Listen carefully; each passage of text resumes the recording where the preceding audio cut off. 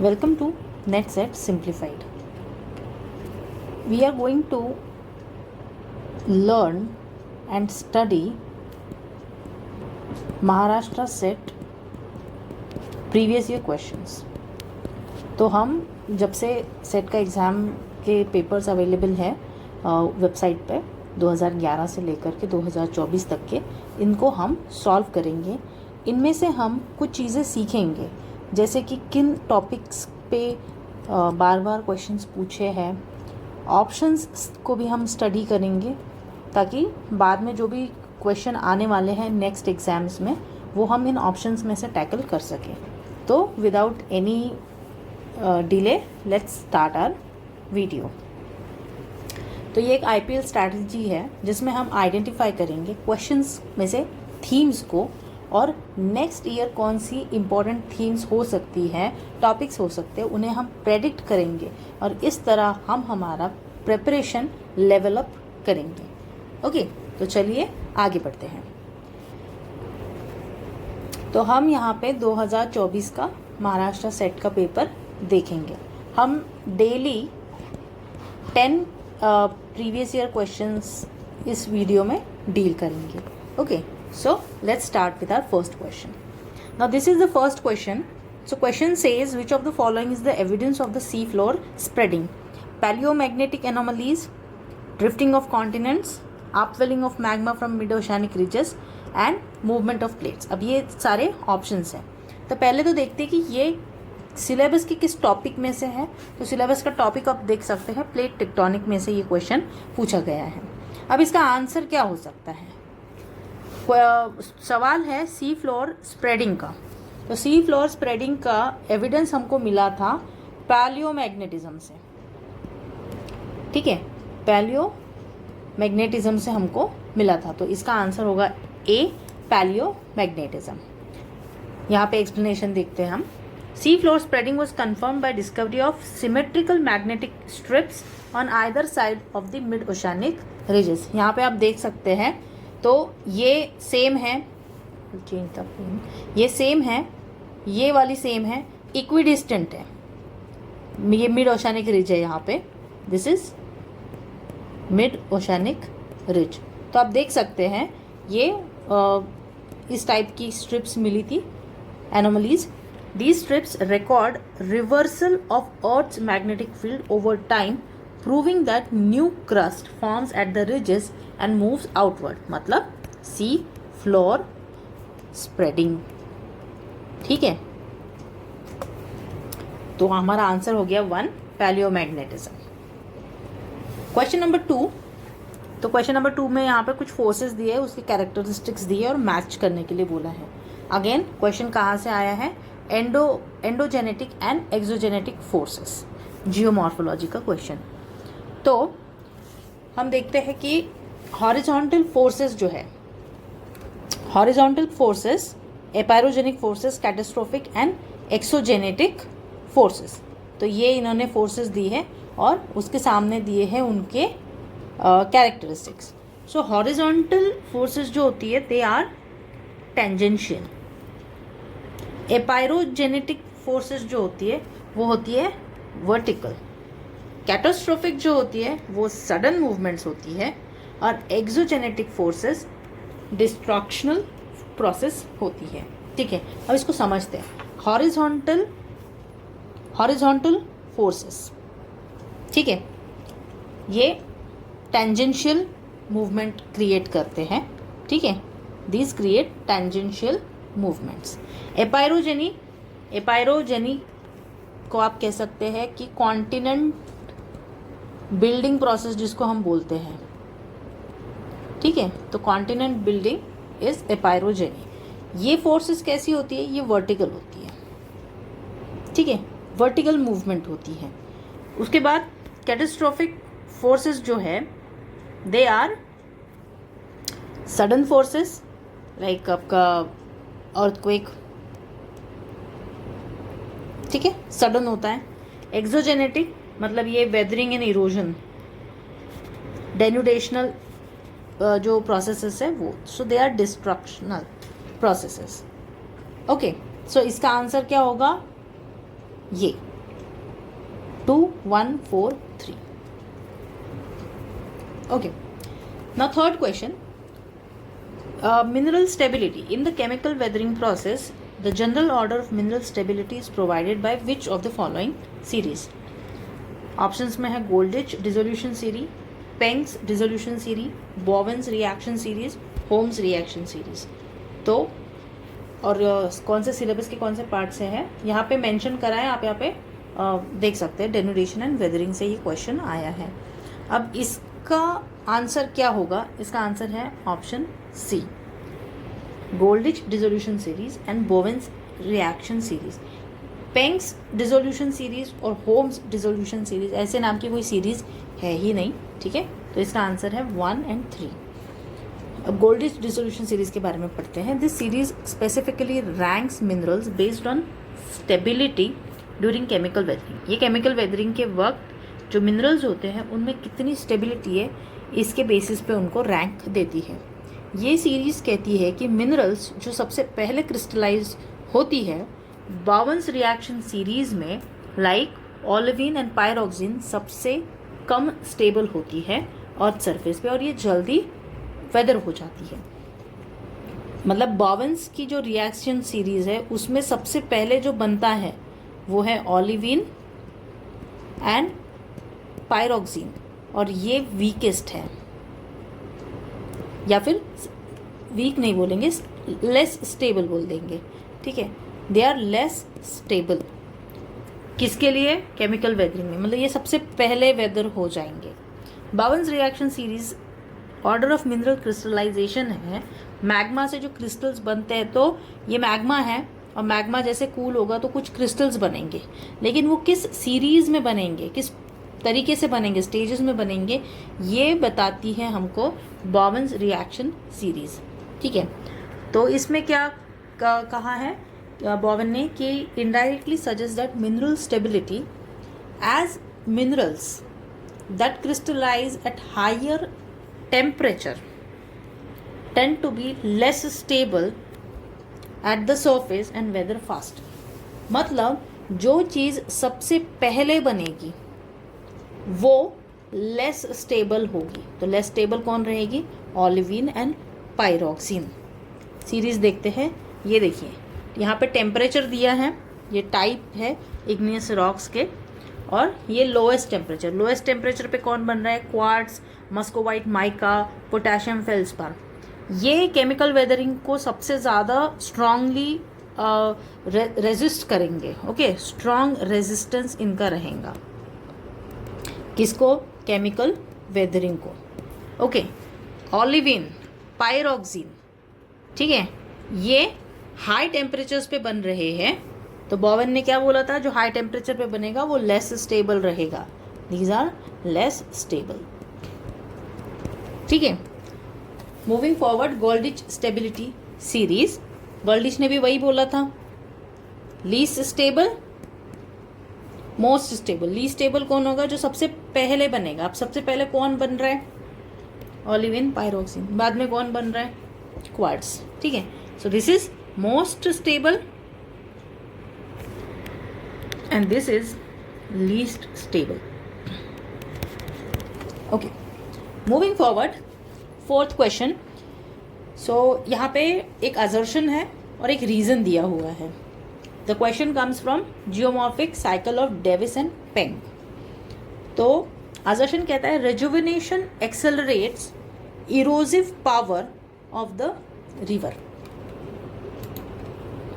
What does the assertion says? Assertion says that rejuvenation accelerates erosive power of the river. तो हम इसको अभी study करते हैं कि सच में ऐसा होता है क्या. तो assertion, rejuvenation refers to renewed phases of river erosion. जो किसकी वजह से हो सकता है? आइदर लैंड अपलिफ्ट हो गया उसकी वजह से होगा, सी लेवल का फॉल हो गया इसकी वजह से होगा, या increase in the discharge climatic change की वजह से. आइस ज़्यादा मेल्ट हो गया गर्मी की वजह से, ज़्यादा वाटर आ गया, या रेनफॉल ज़्यादा हो गई. ठीक है, तो इस वजह से भी एक रिन्यूड रिजुविनेशन हो सकता है, ठीक है। This increases gradient slope of the river, gradient या slope of the river is increase because of this, इनकी वजह से ग्रेडियंट इंक्रीज हो जाता है, ठीक है। अब जब ग्रेडियंट या स्लोप इंक्रीज होगा तो उसकी वजह से क्या होगा, उसकी वजह से वेलोसिटी बढ़ेगी, रिवर का जो वाटर का स्पीड है, वेलोसिटी है उसका, वो बढ़ेगा। उसके बाद क्या होगा, वर्टिकल इरोजन जो है वो भी, क्योंकि वॉल्यूम बढ़ गया ना, रेनफॉल या आइस, ये जो भी है ये फैक्टर्स की वजह से फिर क्या होगा कि वर्टिकल इरोजन भी बढ़ जाएगा। Therefore it does accelerates the erosive power of the rivers. What? Rejuvenation. तो ये तो सही है, this is true, but rejuvenation shortens the cycle of erosion. Is this true और फॉल्स? तो पहले तो देखते हैं कि ये असर्शन ट्रू है, तो हमारा ऑप्शन कौन सा इसमें से एलिमिनेट हो रहा है। असर्शन इज फॉल्स बोल रहा है, नहीं, असर्शन इज ट्रू। तो अभी हमारे पास ये 3 बचे हैं जिसमें से हमको पता लगाना है कि आंसर कौन सा होगा। आपने देख लिया होगा यहाँ पे answer is C, that A is true but R is false. Why R is false वो देखते हैं। साइकिल ऑफ इरोजन मतलब अब जैसे फॉर एग्जांपल रिवर है, ठीक है, तो रिवर अपना ग्लेशियर से निकलेगी, यहाँ पे वो यंग होगी, तो यहाँ पे वो एक रिजीम बनाएगा अपना, यहाँ पे उसका इरोजन कैसा है, डिपोजिशन कर रही है या नहीं कर रही। यहाँ पे बिल्कुल डिपोजिशन नहीं होगा, यहाँ पे इरोजन सबसे ज़्यादा होगा। फिर वो जैसे ही मेच्योर स्टेज में आती है वो थोड़ा सा डिपोजिशन भी स्टार्ट कर देंगी, लेकिन इरोजन भी रहेगा, थोड़ा कम रहेगा यंग स्टेज से। और जैसे ही वो ओल्ड या सिनाइल स्टेज में आ जाएगी, ये जुवेनाइल, ये मेच्योर और ये सिनाइल स्टेज, यहाँ पे डिपोजिशन सबसे ज़्यादा होगा, इरोजन एकदम कम हो जाएगा, ठीक है। तो इस प्रोफाइल को साइकिल ऑफ इरोजन कहेंगे हम। It is complete geomorphic process as per Davisian model. ये डेविस ने दिया था, इसलिए इसको डेविसियन साइकिल ऑफ इरोजन कहते हैं। अब रिजुविनेशन से साइकिल छोटी होती नहीं है, इरोजन साइकिल रिजुविनेशन की वजह से छोटी नहीं होती है, hence reason is false. Rejuvenation does interrupt और restarts the cycle for the new phase, ठीक है। तो रिजुविनेशन क्या होता है, वो एक रीस्टार्ट दे सकता है साइकिल ऑफ इरोजन को, बट वो कभी भी उसको शॉर्टन नहीं करेगा। नया साइकिल स्टार्ट हो जाएगा लेकिन वो शॉर्ट नहीं होगा, प्रोसेस वही होगा, ठीक है। अब इसकी वजह से ना आपको जैसे कोलोराडो रिवर अगर आपने देखी होगी तो आपको उसमें इंसाइज्ड मियांडर्स देखने को मिलते हैं,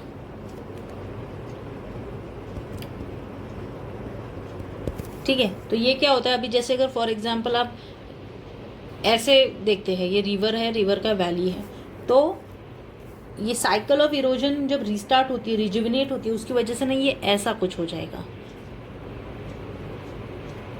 ठीक है। ये देख सकते हैं आप इसको, तो ये नया साइकिल स्टार्ट हो गया। अब ये ऐसे जो टेरेसेस बन गए हैं, ये टेरेसेस बनते हैं रिजुविनेशन की वजह से। ये आपको देखने को मिलेगा कोलोराडो रिवर में, ठीक है। Question number 5। So sag pond is related to, किससे रिलेटेड है? तो अभी हमने जितना मियांडरिंग रिवर्स के बारे में पढ़ा है तो उससे तो ऑक्सबो लेक बनता है, सैग पॉन्ड हमने कहीं पे उसमें सुना नहीं, ठीक है। So this is very less probable कि ये बनेगा। अब अगेन कोस्टल प्रोसेसेस में भी वी डिड नॉट स्टडी कि सैग पॉन्ड बनता है, ये भी नहीं आएगा।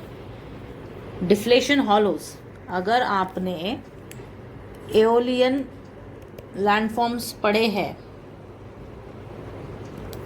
तो आपको पता होना चाहिए कि this is also is not the answer. What is the answer then? Active strike slip is related to sag ponds. अब sag pond होता क्या है देखते हैं. तो sag pond is basically छोटा सा वाटर बॉडी जो किसी डिप्रेशन में अक्यूमुलेट हो गया है, पानी किसी डिप्रेशन में एक्यूमुलेट हुआ है अलोंग अ स्ट्राइक स्लिप या फिर ट्रांसफॉर्म फॉल्ट. ठीक है. It typically forms in pull apart basins created due to lateral movement. ये ब्लॉक है दो. अब ये अगर ऐसे मूव हो रहे, लैटरली अगर मूव हो रहे हैं, ठीक है, then this particular type of pond is formed. Okay, it is commonly found along active fault zones like the San Andreas Fault in California. The depressions are often filled by groundwater or rainwater forming a pond, जिसको कहते हैं sag pond.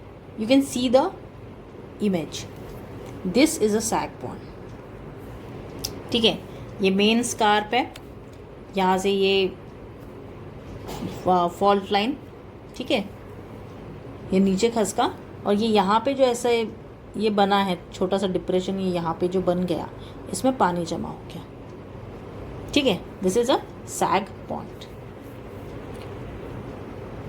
The meandering rivers. Why other options are incorrect, या फिर other options में क्या होना चाहिए उस सैग पॉन्ड से. जैसे सैग पॉन्ड बनता है एक्टिव स्ट्राइक स्लिप में, मतलब उससे रिलेटेड है, तो ये बाकी के ऑप्शन से क्या रिलेटेड हो सकता है. तो meandering river, oxbow lake, coastal processes बनेगा, स्पिट्स बनेगा, बार्स, लगून्स. ठीक है. लेकिन टेक्टोनिक डिप्रेशंस नहीं बनते उससे. Deflation hollows, it is related to wind erosion and not fault zones. ठीक है. Question number 6. In the arid environment, dash is formed because of slower slope movement. इस टॉपिक से ये रिलेटेड है. ठीक है. तो क्या बनेगा? टैलस बनेगा. हाँ, देखते हैं टैलस क्या है. टैलस, इसको स्क्री भी कहा जाता है. It is accumulation of angular rock fragments. ये एंगुलर है. You can just see this is an angular rock. एकदम ऐसा राउंड रॉक नहीं है, एंगुलर रॉक. इनका अक्यूमुलेशन कहाँ पे? किसी भी क्लिफ की बेस पे या फिर स्टीप स्लोप के बेस पे. You can just see here. It is form due to mechanical weathering like thermal expansion और contraction and slow mass wasting. Common in arid and semi arid environment where there is very little vegetation. Chemical weathering is minimal and slower slope movement dominate. तो ये चीज़ें important है, तभी ये बनेगा. ठीक है. इसको टैलस कहते हैं. This is what is talus. You can see this. ये वाला जो पोर्शन है ना, दिस होल कोन, इसको कहते हैं टैलस. ये देख सकते हैं आप. ठीक है. और यहाँ पे भी देख सकते हैं. You can see this. This is talus.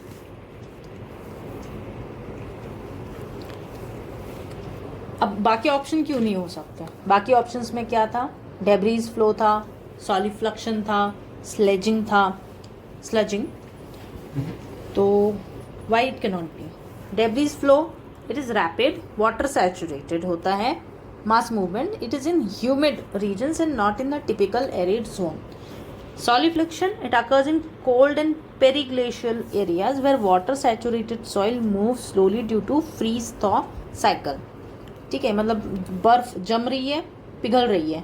ये जो फ्रीज थॉइंग साइकिल है, इसकी वजह से the soil gets saturated with water and it start slowly moving.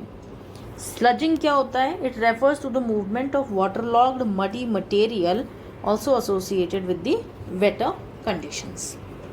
तो आपको पता चल गया why these options were not the correct answer. But इससे क्या रिलेटेड है ये हमने देखा. अगर नेक्स्ट टाइम अगर कुछ क्वेश्चन इससे रिलेटेड आता है तो गलत नहीं होना चाहिए. 7th क्वेश्चन, एक अरेंजमेंट पूछी थी स्लोप सेगमेंट्स की from lower to higher level. अब ये क्वेश्चन हमारे सिलेबस से आता है, पेंक के मॉडल से आता है, theories and processes of slope development. तो पेंक का जो मॉडल है वहाँ से ये क्वेश्चन आया था। 4 उन्होंने सेगमेंट्स दिए थे, waxing slope, constant slope, free face and waning slope. अब देखते हैं ये क्या है। पहले तो आंसर है कि लोएस्ट टू हाईएस्ट क्या होगा। सबसे पहले आएगा आपका वैनिंग स्लोप, फिर आएगा free face, then constant slope and waxing slope. लेकिन ये सब होता क्या है, इसको समझते हैं अभी। तो एक टिपिकल स्लोप पेंक के मॉडल के हिसाब से इसको 4 सेगमेंट्स में बांट सकते हैं, ठीक है। वैनिंग स्लोप ये लोएस्ट पोजीशन पे होता है। यहाँ पे मतलब वैनिंग स्लोप का मतलब है ये डिपोजिशन जोन है। डिपोजिशन जोन मतलब अगर आप इसको कुछ ऐसा अगर स्लोप बनाते हैं, ठीक है, तो ये डिपोजिशन जोन है। अब वो क्यों डिपोजिशन जोन है वो भी हम पढ़ते हैं आगे, ठीक है। अब पहले तो इसकी कैरेक्टरिस्टिक्स क्या है। ये gentle concave slope at the bottom and it is an accumulation zone. Free face ये हो गया आपका फ्री फेस, ठीक है। It is above waning slope, steep cliffs और स्कार्प ऑफन फ्रॉम इरोजन और वेदरिंग, ठीक है। इरोजन एंड वेदरिंग से जो बनेगा वो आपका फ्री फेस हो गया। अब constant slope, uniform erosional slope, that is constant slope. It is above the free face and uniform है। It is called rectilinear slope. Rectilinear rectilinear slope. तो ये हो गया आपका कांस्टेंट स्लोप। देन आता है waxing slope which is a convex upper slope, highest होता है। It is convex upper slope where material first begin to move downward. जहां से मटेरियल नीचे आएगा सबसे पहले वो आपका सबसे आखिरी होगा, ठीक है। उसको कहेंगे वैक्सिंग स्लोप। मतलब वैक्सिंग का मतलब होता है कम होना, ठीक है, कम होना। वैनिंग का मतलब होता है बढ़ना, ठीक है। तो वैनिंग आ गया आपका यहाँ पे। वैनिंग का मतलब होता है बढ़ना। अब आप देख सकते हैं यहाँ पे कुछ चीज़ें बढ़ रही है, एक्यूमुलेट हो रहा है मटेरियल, यहाँ से मटेरियल कम हो रहा है। तो waning slope is first, lowest, waxing is highest, last and highest, ठीक है। अब इसके बीच में आता है, यहाँ पे आएगा कांस्टेंट, यहाँ पे आएगा फ्री फेस, ठीक है। तो आपको समझ गया ये क्या था पूरा, waxing slope, constant slope, free face and waning slope. Okay, moving forward. 8th question, when large volume of pyroclastic material, pyroclastic यानी वॉल्केनो से रिलेटेड है ये, ठीक है, mixes with rain water and snow melt water, what does it causes? So it causes लहर। Avalanche आपका snow में होता है, ठीक है। जब बहुत सारा स्नो एकदम से घसर जाता है माउंटेन से, उसको हम बोलते हैं एवलांच। डेब्रीज फ्लो और अर्थ फ्लो जो है ये आपका आएगा मास मूवमेंट में, ठीक है। तो बचा कौन है, सिर्फ लहर बचा है। तो लहर जो है आपका इससे रिलेटेड है, pyroclastic material mixing with your rain water and snow melt. अब पायरोक्लास्टिक मटेरियल क्या होता है, तो वॉल्केनो में से जो भी मटेरियल निकलता है, जैसे ऐश, प्यूमाइस, लावा ब्लॉक्स, ये जो भी इजेक्ट होता है, इरप्ट होता है वॉल्केनो में से, इसको पायरोक्लास्टिक मटेरियल बोलते हैं। ये जब भी रेन वाटर या स्नो के साथ मिक्स होगा, एक वॉल्केनिक मड फ्लो होगा जिसको कहेंगे लहर, ठीक है। Lahars from mount Pinatubo Philippines and Mount St. Helens, USA. It is very fast moving, highly destructive and common in volcanic regions with snow covered peaks और heavy rainfall. ये 2 चीज़ें उसके लिए चाहिए। बाकी वाले options, it is a mass movement of avalanche is a mass movement of snow and ice, no connection with lava or volcano. Debris flow, again generic term but not specifically used with volcanic material. Earth flow, movement of saturated soil or clay, not pyroclastic in nature. Okay, let's go ahead. Nappe is formed during dash of the following.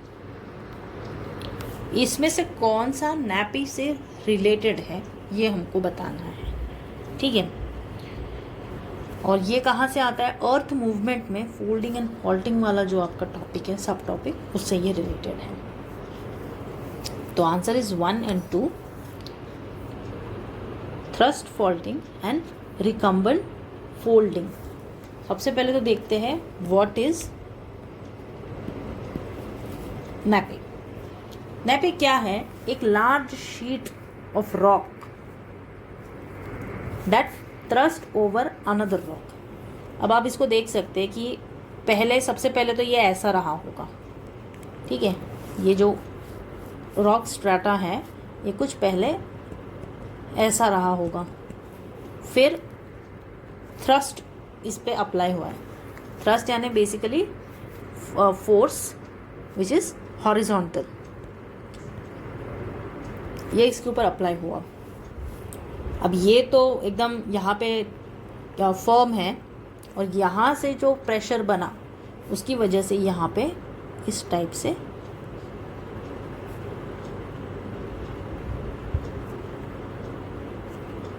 बन गया, ठीक है। तो आप इसमें diagram में देख सकते हैं ये इसके ऊपर ऑलमोस्ट इसके ऊपर आ गया है। Can you see this like this, ठीक है। This is known as nappe, ठीक है। So thrust over another rock mass over a long horizontal distance usually due to compressional tectonic forces during mountain building, जिसको हम कहते हैं orogeny, ठीक है। और कॉन्टिनेंट बिल्डिंग को कहेंगे एपायरोजेनी। It is typically associated, nappe is typically associated with recumbent folds that have been tilted so much that the limbs lie nearly horizontal। अगर आप इसको फोल्ड कहते हैं, ये एक्सिस है फोल्ड का, ठीक है, तो इसको सिमेट्रिकल फोल्ड कहेंगे। यही फोल्ड जब इस प्रकार से हो जाएगा, बहुत ज़्यादा फोर्स आ गया ये एक साइड से, ठीक है, इधर साइड से या किसी भी साइड से, लेकिन एक ही साइड से असिमेट्रिकल फोर्स, तो ये हो गई आपकी एक्सिस और ये आपका फोल्ड हो गया ऐसे।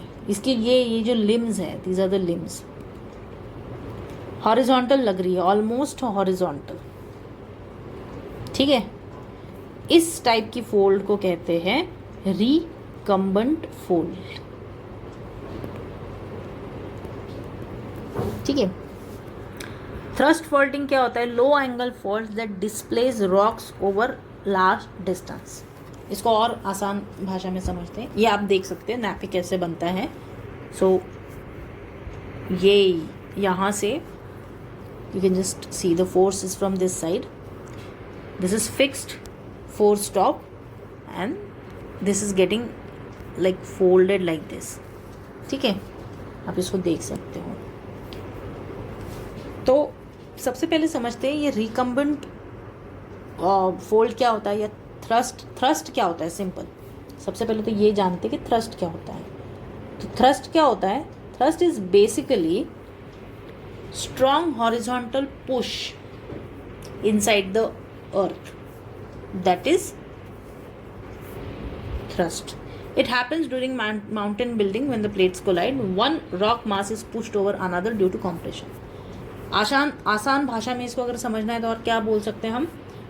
Just imagine you are pushing a carpet on the floor from one side, ठीक है। कारपेट है, इसको आप पुश कीजिए तो क्या होगा? ये ऐसा कुछ जमा हो जाएगा, ठीक है।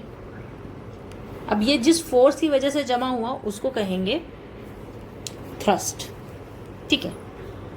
थ्रस्ट फॉल्टिंग क्या होती है? It is a special type of fault मतलब एक क्रैक या ब्रेक अर्थ के क्रस्ट में, जहाँ पर एक रॉक दूसरे पर स्लाइड होता है। वही हमारा जो कारपेट वाला एग्जाम्पल है उसके जैसा, ठीक है। तो ये आपका कारपेट है, आपने उसको धकेला तो ये ऐसा कुछ फोल्ड हो गया. Another rock, it happens at very low angle and it is caused by compressional force. Compressional force ये होता है. ठीक है. अब imagine a stack of paper, you push the top sheet forward, so it slides over the one below, that is thrust faulting. ठीक है. Real world example अगर आपको जानना है तो हिमालयाज में मेन सेंट्रल थ्रस्ट ये फॉल्ट है. ठीक है, that is thrust faulting. Recumbent folding क्या होता है? तो a recumbent fold is folded rock layer that has been bent so much that it lies flat horizontal on the floor. ठीक है, ये रिकम्बेंट फोल्ड. ये सिमेट्रिकल, ये ओवरटर्न, ये असिमेट्रिकल, एंड दिस इज यार डिस्कशन वाला टॉपिक रिकम्बेंट फोल्ड. यहाँ पे रॉक में देख सकते हैं आप. See this limbs are like almost horizontal. Both arms of the fold are almost parallel and horizontal, caused by strong continuous compression. ठीक है. Bend a plastic ruler, plastic की जो हमारी स्केल होती है वो, या फिर एक स्ट्रॉ, उसको आप बेंड कीजिए कि pressing. It may lie flat while you are holding. ठीक है, आप उसको फोल्ड करेंगे, उसको आप प्रेस करेंगे, and it may lie flat while still being folded. That is what is a recumbent fold. Okay, but यहाँ से आपको एक बहुत विजुअल इसमें समझ में आ गया होगा कि रिकम्बेंट फोल्ड क्या होता है. These are the types of folds.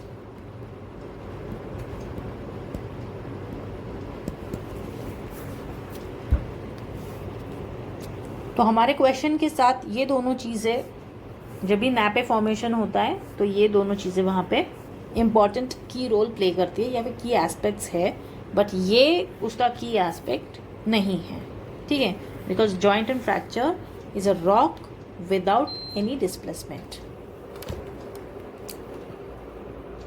अब आते हैं हम हमारे 10th क्वेश्चन पे. तो हमारा 10th क्वेश्चन है, the main chemical compound other than water in acid rain is. Options are hydrochloric acid and sulfuric acid, nitric acid and sulfuric acid, nitric acid and hydrochloric acid, nitric acid, hydrochloric acid and sulfuric acid. तो hydrochloric acid main नहीं है. Okay, बाकी दोनों main है. तो हम जहाँ जहाँ हाइड्रोक्लोरिक है उसको हटा देंगे. Answer should be nitric acid and sulphuric acid. अब ये क्वेश्चन कहाँ से आया है? तो ये क्वेश्चन आता है, ये दो जगह से हम इसको रिलेट कर सकते हैं, दो टॉपिक्स के अंदर इसको लिया जा सकता है. एक तो है एयर पोल्यूशन फ्रॉम यूनिट 4, या फिर human impact on global climate from unit 2. यहाँ पे ये ज़्यादा बेटर फिक्स होता है. एटमॉस्फेरिक पोल्यूशन मतलब एयर पोल्यूशन की वजह से ही एसिड रेन होती है. ओके, तो answer is here, answer is B nitric acid and sulphuric acid. तो अब जानते हैं हम कि एसिड रेन क्या होती है. It is simply rain water plus gases in the atmosphere जो इसके साथ मिलके इसको एसिडिक बना देते हैं, एसिडिक गैसेस. ठीक है, जो निकलते हैं फैक्ट्रीज, व्हीकल, इनके एग्जॉस्ट से. ठीक है, ये मिक्स हो जाएगा, रेन आएगी, रेन के साथ ये गैसेस मिक्स हो जाएंगे and it will fall as acid rain. Main compound क्या है इसमें? Chemical compound sulphuric acid, nitric acid, burning fossil fuels like coal and oil. इसमें से आपको आएगा SO2 जो रिएक्ट होगा पानी के साथ में और बनेगा आपका सल्फ्यूरिक एसिड. व्हीकल एग्जॉस्ट से आएगा आपका नाइट्रिक एसिड, पानी के साथ रिएक्ट होकर बनेगा आपका नाइट्रोजन ऑक्साइड निकलेगा व्हीकुलर एग्जॉस्ट से और इंडस्ट्रियल एमिशंस से, और पानी के साथ मिक्स होकर बनेगा आपका नाइट्रिक एसिड. हाइड्रोक्लोरिक एसिड का it is like this particular thing is not a main compound of acid rain. It does play minor role, completely हटा नहीं सकते, लेकिन बहुत छोटा क्वांटिटी में है, ठीक है। तो अभी तक जो हमने 10 क्वेश्चंस देखे उसमें से 9 questions were from geomorphology which is unit 1, और एक क्वेश्चन जो है वो इन दोनों में, मतलब दोनों भी यूनिट में आप उसको गिन सकते हो, ठीक है, जो आपका एसिड रेन से रिलेटेड क्वेश्चन था। ओके, सो ऐसे ही हम रोज़ 10 क्वेश्चंस करेंगे प्रीवियस ईयर क्वेश्चंस के सेट की एग्ज़ाम को टारगेट करते हुए, और प्रीवियस ईयर क्वेश्चंस से आपको बहुत ज़्यादा हेल्प मिलेगी। हो सकता है कि क्वेश्चंस रिपीट हो, टॉपिक्स रिपीट हो, so that in 2025 Maharashtra SET exam you will be able to target 135 plus just by studying the previous year questions. So thank you so much for watching the lecture. Like, share and subscribe. See you in the next lecture. Thank you.